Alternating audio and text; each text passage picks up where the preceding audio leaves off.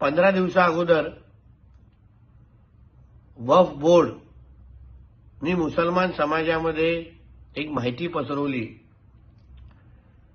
की जिथे मस्जिद होती तिथे राम मंदिर उभंच राहत नाही।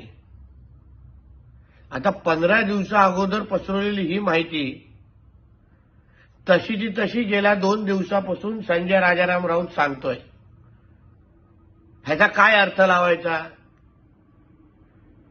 भारतामध्ये राहून 80% असलेल्या हिंदू समाजाचा अपमान करण्याचं काम हा संजय राजाराम राऊत सातत्याने करतोय। हीच भूमिका अगर त्यांनी इस्लाम बद्दल घेतली असती, त्यांच्या धर्मशाळांबद्दल घेतली असती, जामा मस्जिद बद्दल घेतली असती, तर हा जिवंत तरी राहिला असता का?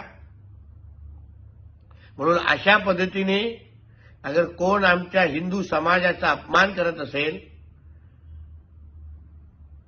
तर त्या गोष्टी हिंदू समाज म्हणून आम्ही सहन करणार नाही।